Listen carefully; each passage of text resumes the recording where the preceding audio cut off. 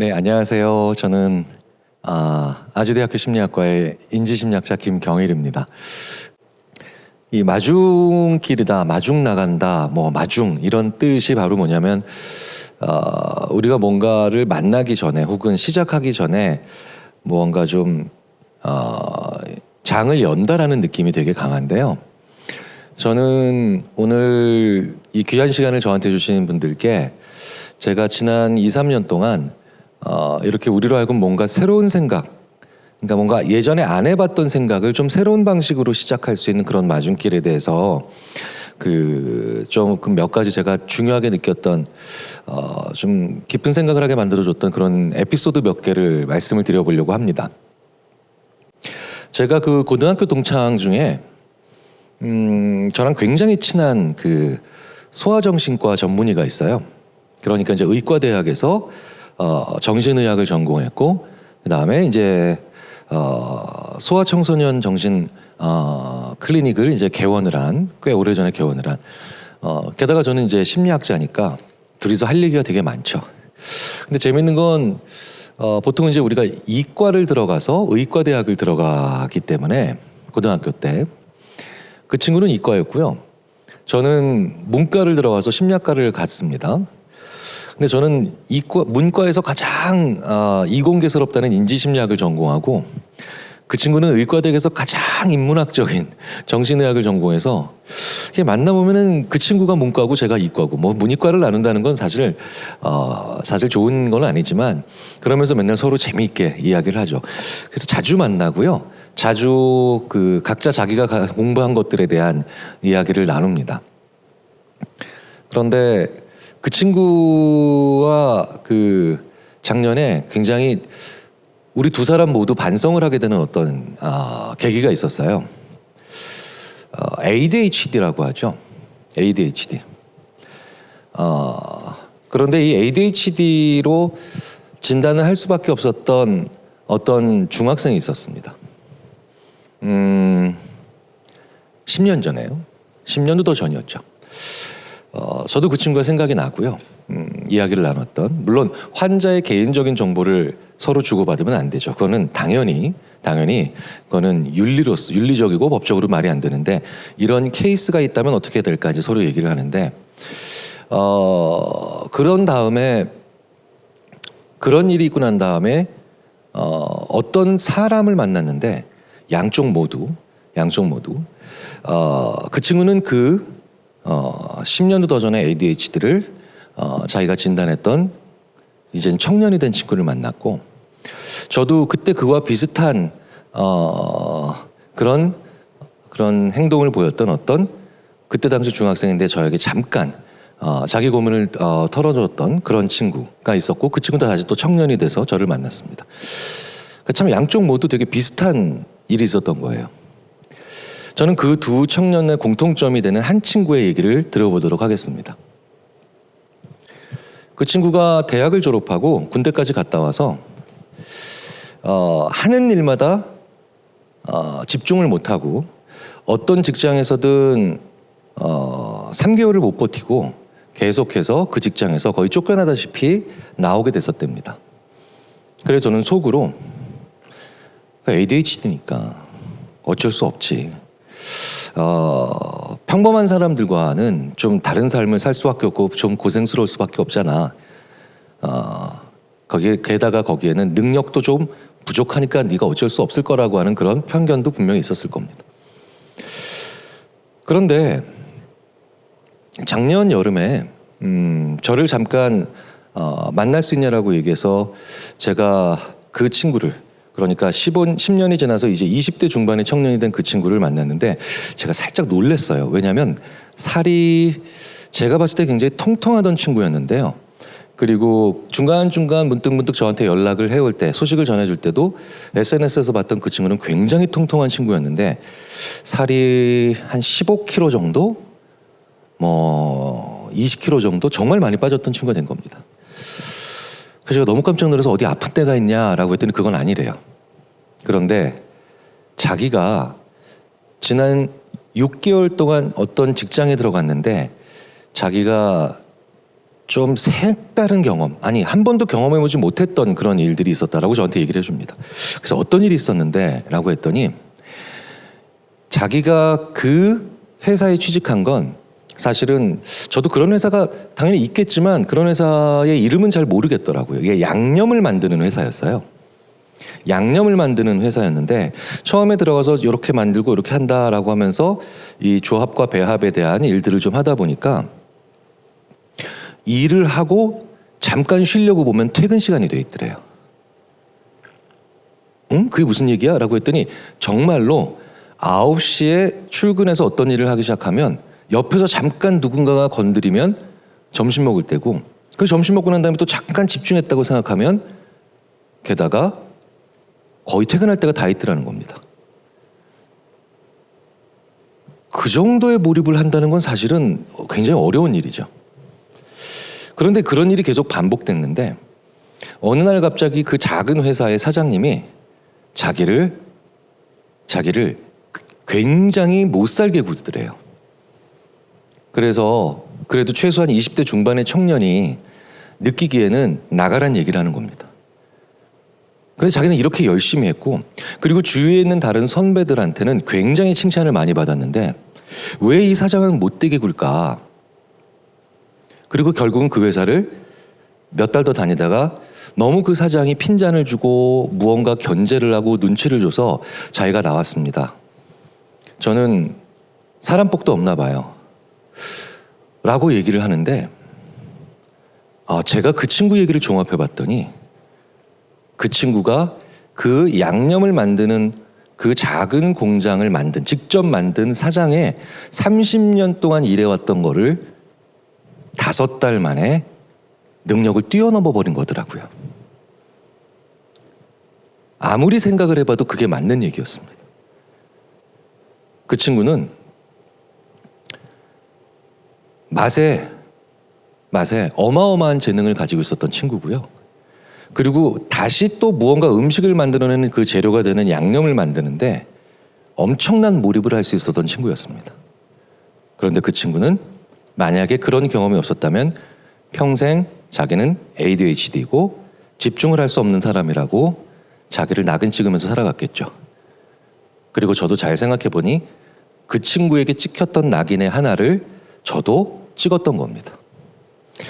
그리고 제 고등학교 동창 그 절친인 이 정신과 의사인 이 친구도 자기도 거의 비슷한 경험들을 요새 굉장히 유사한 사례를 많이 받으면서 저와 그 친구는 소주 한 잔을 하면서 우리가 지금까지 얼마나 사람을 간단하고 편하게 낙인 찍어 왔는가 그것에 대해서 고민을 하기 시작했고 정말 깊은 반성을 하기 시작했는데 그리고 난 다음에 그 지금까지 이루어졌던 많은 연구들을 봤더니 실제로 이런 식으로 아주 특정한 영역에 아주 제한된 영역에 아주 구체적인 재능을 가지고 있는 사람들은 대부분의 다른 일들에 재능이 없는 정도가 아니라 평범한 수준이 아니라 아주 최소한의 수준의 집중력도 발휘하지 못하는 걸로 나온다는 걸 그제서야 저희들은 깨닫게 된 겁니다. 세상에는 정말 다양한 사람들이 있습니다. 다양한 사람들이 있는데 저한테 이런 얘기들을 많이 물어보시죠. 정말 저한테 맞는 일은 뭘까요? 저는 항상 이렇게 얘기했습니다. 찾아라. 무언가 하다 보면 거기서 바뀔 수 있을 거다. 그러니까 무엇이든 제발 좀 오래 해봐라. 이 지극히 정상적인 답은 그리고 보편적인 답은 실제로 보편적인 사람들한테 즉 좀 더 숫자가 많은 사람들에게 사실 맞거든요. 무슨 얘기냐? 그 퍼센티지를 그 비율을 정확히 말씀드리진 없겠지만 최소한 과반 그러니까 더 많은 다수의 사람들은 실제로 최근의 연구에 의하면 디벨롭 디어리스트라고 부릅니다. 디벨롭, 개발하는 거죠. 디어리스트는 이론가라는 뜻인데 사실 이 이론가라고 하는 표현은 이론을 만들어내는 전문 연구자라는 그런 표현이라기보다는 그런 유형의 사람이라고 좀 더 일반화해서 생각을 해주시면 될 것 같습니다. 세상에 다수는 디벨롭 디어리스트입니다. 개발 이론가들이죠. 자, 그럼 이런 사람들은 어떤 사람들일까요? 자기한테 정확히 맞아떨어지는 일이 아니다 하더라도 어떤 일이든 처음에 시작하다 보면 그러면 그 과정에서 다른 사람들의 인정을 받으며 그리고 나도 이렇게 하니까 이런 일에서 이렇게 진보나 향상이 일어나는구나, 즉 개발이 일어나는구나 라는 그걸 스스로 자기 자신이 발전하는 걸 지켜보면서 거기서 자존감이 올라가는 그런 스타일이더라는 거죠. 그래서 이런 사람들은 어떤 일을 오랫동안 했다가 그 일에서 쌓은 노하우를 가지고 살짝 다른 일 혹은 약간 변형된 일로 이렇게 점진적으로 변화해 나가면서 그러면서 자기의 영역을 확장해 나가는 사람들입니다. 우리 사회에 다수가 이렇게 살아가고 있고요. 그리고 저도 그런 사람입니다. 그런데 무시할 수 없는 비율, 하지만 소수인 이 사람들은 정말 자기한테 맞는 일을 찾아야만 열정이 나온다는 거죠. 그리고 그 일이 아니라고는, 그 일이 아닌 조금이라도 비슷해 보이지만, 우리 눈엔 비슷해 보이지만 살짝 다른 일에만 가더라도 그들은 조금도 집중을 하지 않고 조금도 흥미를 느끼지 않습니다. 우리 주위에 정말 많은 이런 유형의 사람들을 연구자들이 어떻게 이름 붙이느냐? fit theorist라고 부릅니다. fit이 맞아야 된다는 거죠. fit이. 이게 맞지 않았을 때 그들은 마치 우리가 약간만 치수가 작은 옷을 입어도, 약간만 문수가 작은 신발을 신어도 그날 하루 종일 아무것도 할 수 없는 것처럼, 너무너무 불편한 것처럼 그들은 집중하지 못하고, 그리고 그들은 계속해서 그 일을 짧은 시간이라도 지속하지 못한다는 걸 우리는 몰랐던 겁니다. 물론 그 사람들도 저 같은 디벨롭 디어리스트를 몰랐겠죠. 자, 그렇다면 앞으로도 우리가 알아가야 될 것 중에 상당수의 많은 의문들은 도대체 우리는 얼마나 많은 이 fit 디어리스트를 ADHD 혹은 산만한 아이 혹은 문제가 많은 친구들로 낙인 찍으며 살아왔냐는 거예요. 과연 우리는 어떤 유형에 속할까? 나는 어떤 사람일까? 자, 성격 검사로 나에 대해서 아는 것보다 훨씬 더 중요한 건 내가 과연 디벨롭에 해당하는 사람인가, 그리고 핏에 해당하는 사람인가, 이 두 가지 중에 하나를 먼저 고민해 보는 게 어떨까라는 생각을 해봅니다. 그러면서 저도 30대, 40대를 거치면서 제가 자신 있게 단정적으로 말씀을 드렸던 수많은 케이스들에 대한 반성이 일어나더군요. 이게 제가 오늘 말씀드리고 싶은 첫 번째, 우리가 생각해보는, 정말 마중 나가고 싶은 그런 측면들에 대한 얘기입니다. 자, 그럼 오늘의 두 번째, 우리가 잘 생각하지 않았던 그런 측면에 대해서 한번 우리가 마중 나가 보겠습니다. 바로 제가 가끔 말씀을 드리는 잠입니다. 실제로요, 우리 인간이 지난 30만 년 동안 안 해왔던 고민 중에 하나가 바로 잠이죠. 그런데 이 잠은 굉장히 독특하게도 지난 30만 년 동안 우리 인류가 안 해왔던 또 다른, 우리 인류가 거의 해오지 않았던 또 다른 그런 의문인 적성과 연결이 됩니다. 지난 30만 년 동안 혹은 40만 년 동안 우리의 인류의 역사가 어느 정도든 저는 감히 추정을 할 수는 없지만 어쨌든 정말 엄청나게 긴 시간 동안 우리는 나는 무슨 일을 할까라는 것에 대한 기회 자체가 주어지지 않았죠. 농부의 자식은 농사를 져야 되고, 대장장이의 자식은 대장장이의 일을 해야 되며, 그리고 귀족의 자식은 귀족의 역할을 수행해야 되는, 우리 인생에서, 우리 인류의 삶에서 나는 무엇을 하면 좋을까? 나는 어떤 적성을 가질 수 있는가? 그것에 대한 고민은 거의 이루어지지 않았습니다. 그래서 저는 가끔 저 스스로에게도 그리고 제 수업을 듣는 학생들에게도 우리는 왜 이렇게 적성이나 그 다음에 진로에 대해서 고민을 많이 하게 될까요?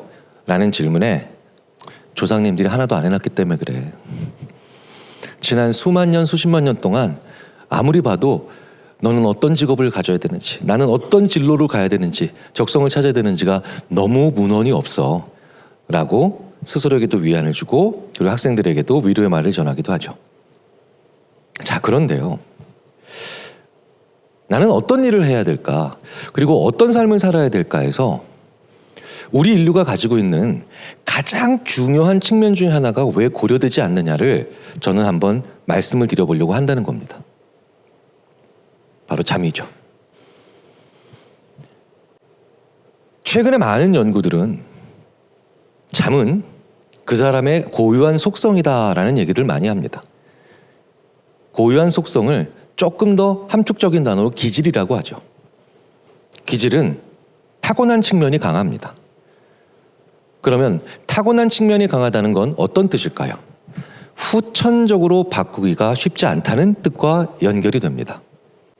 자, 그럼 후천적으로 바꾸기 어렵다는 이 타고난 측면인 기질에 이제 점점 더 많은 연구자들이 그 사람의 잠을 집어넣고 있죠. 저는 그런 관점을 가지고 있었던 학자 중에 한 명을 저의 지도 교수님으로 모셨던 적이 있습니다.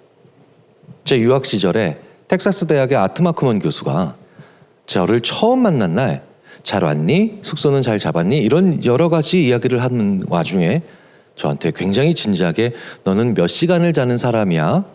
라고 저한테 물어보더라고요. 너는 몇 시간을 자? 라고 하는 수면의 길이를 물어보는 게 아니라 너는 몇 시간을 자는 사람이야?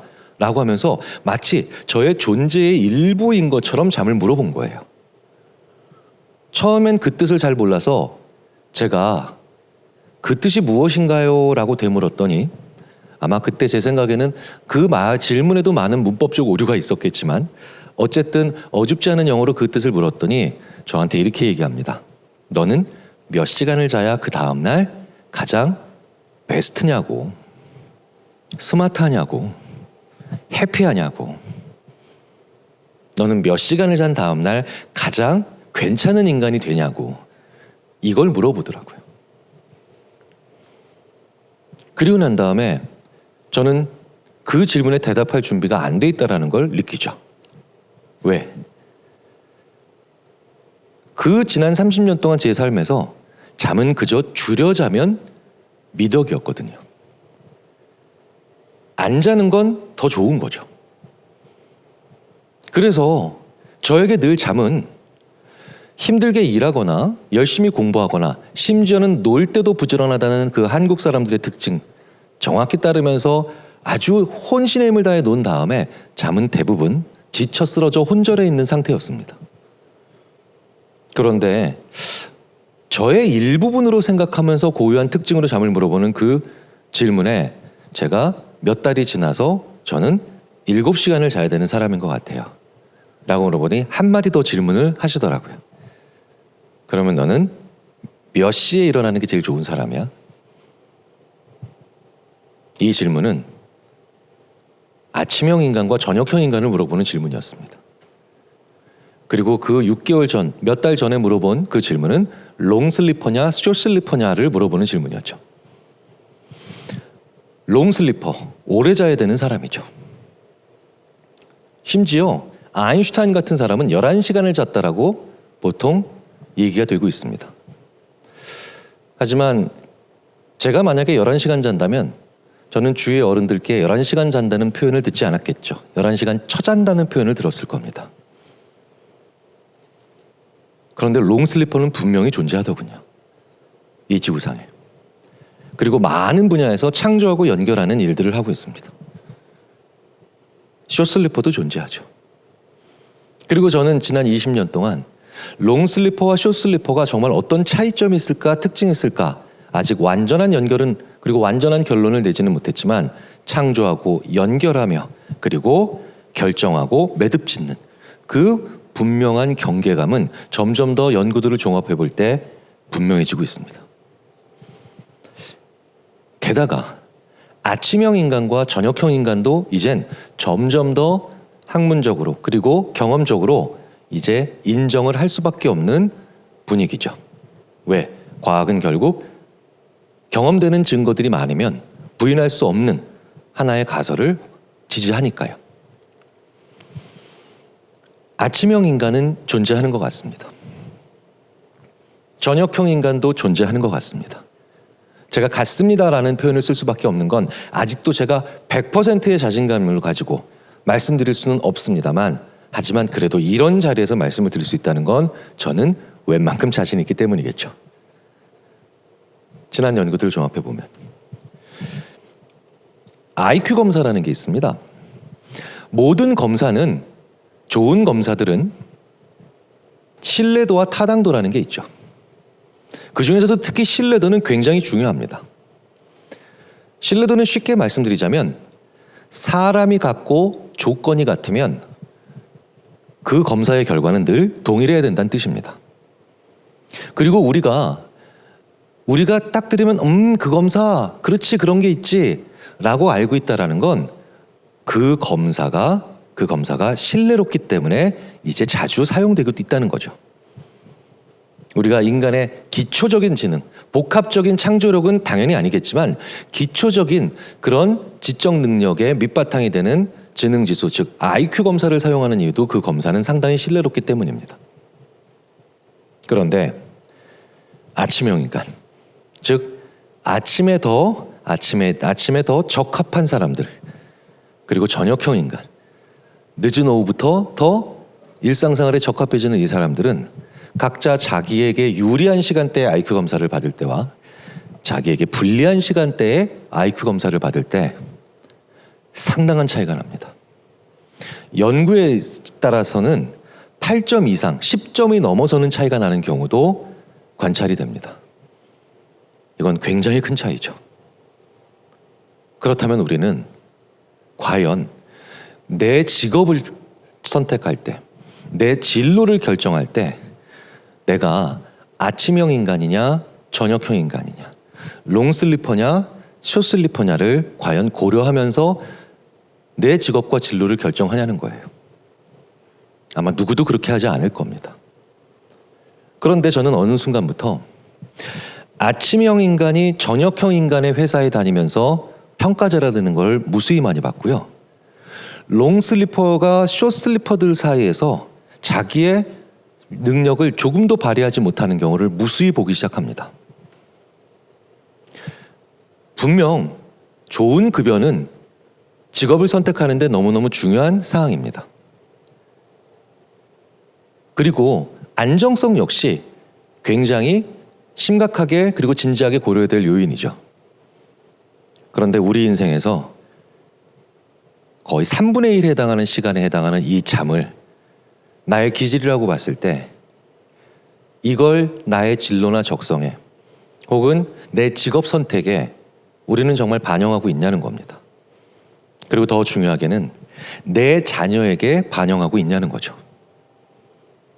자, 한 번쯤은 그걸 고려를 해본다는 것만으로도 우리가 우리 삶에 조금 더 품격 있는 그런 그 자세를 취하고 있는 게 아닌가라는 생각을 해보는 게 오늘의 두 번째 생각의 마중길이었습니다.